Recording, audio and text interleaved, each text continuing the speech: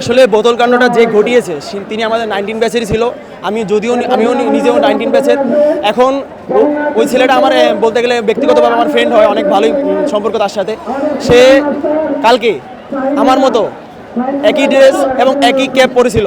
এজন্য শুধু আপনি নয়, অনেকেই আমাকে এই কথা জিজ্ঞাসা করেছে এবং কি আমাকে অনেক সিনিয়ররা মেসেজ করেছে যে ভাই তুমি ছিলে কি না। এছাড়া বিভিন্ন গ্রুপে আমাকে নিয়ে অনেক কথা হয়েছে যে আমি ছিলাম হয়তো বা, এমনকি আমাকে বলা হয়েছে যে তুমি সাবধানে থাকবা, 2-3 দিন ভালো থাকবা, লুকিয়ে থাকবা এই বিষয়ে অনেক হয়েছে। কিন্তু আমি যেখানে আমি অন্যায় করি নাই সেখানে আমার লুকিয়ে থাকার কোনো অপশন আসে না, কথা আসে না। আমি এই বোতল কাণ্ডটা যেভাবে দেখছি, সে হয়তো বা কোনো আবেগে বসে করতে পারে অথবা যে কোনো কারণে করতেই পারে, কিন্তু আমরা তার পক্ষে আছি। তাকে দেখলাম বিভিন্ন গ্রুপে ছাত্রলীগ, শিবির ট্যাগ দেওয়া হচ্ছে, কিন্তু আমি তাকে চিনি, সে ছাত্রলীগ করে না, শিবির করে না। তাকে মিথ্যা ট্যাগ দিয়ে একটা বিভ্রান্তির মধ্যে ফেলতেছে তাকে। এখন বোতল কাণ্ডটা আমি যতটুকু দেখছি, আসলে সে হয়তোবা এম করে মারে নাই, আসলে ও নিচ থেকে মারছে, এটা মানে হঠাৎ করে লেগে গেছে আর কি, এমন একটা ব্যাপার হয়ে গেছে।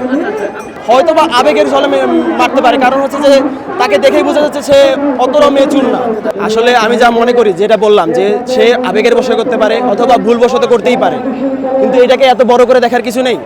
তিনি কিন্তু যা করলো, উনি বক্তব্য দিচ্ছিলেন, বোতল মারার পরে উনি বললেন আমি আর কথা বলবো না। এখানে ব্যক্তিগত ক্ষোভকে তিনি প্রাধান্য দিয়েছেন। এভাবে একজন মন্ত্রী এভাবে একজন কথা বলতে পারে না। তাকে ব্যক্তিগত ক্ষোভের থেকে সরে এসে আমাদের দাবিগুলোর দিকে তাকাতে হবে। আমাদের দাবিগুলো ছিল যৌক্তিক দাবি, একটা দাবিও কেউ বলতে পারবে না যে অযৌক্তিক দাবি নিয়ে আমরা এখানে এসেছি।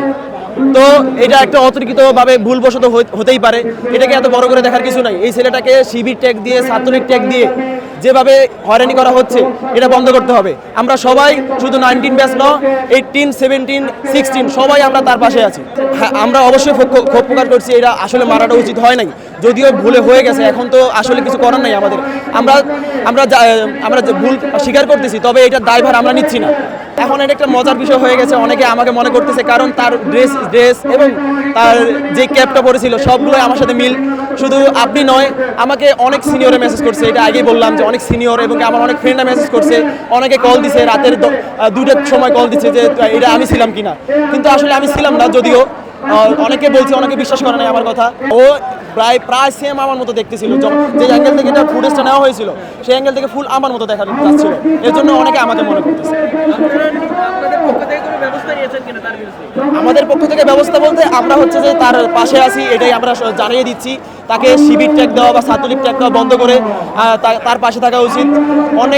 অনেকগুলো গ্রুপ দেখলাম, অনেকগুলো পেজ দেখলাম যে তার আইডেন্টিটি সবার সামনে তুলে ধরেছে, যে কোন বিভাগে পড়ে, তার নাম কি। আসলে এটা করা উচিত হয় নাই আমাদের। অবশ্যই একজন উপদেষ্টাকে সম্মান করা উচিত, আর বোতল মারাটা আসলে ঠিক হয় নাই। বোতল মারাটা আসলে অবশ্যই আমি ভালো চোখে দেখছি না, তবে এটা যেহেতু হয়ে গেছে, এটাকে এত বড় করে দেখার কিছু নেই, তার পাশে থাকা উচিত আমাদের। বোতল মারার বিষয়ে আমি একটু কথা বলতে চাই। গতকালকে যখন আমরা এখানে আসি, সবার প্রথমে আমাদের শিক্ষক মণ্ডলের উপরে অতর্কিত হামলা হয়েছে।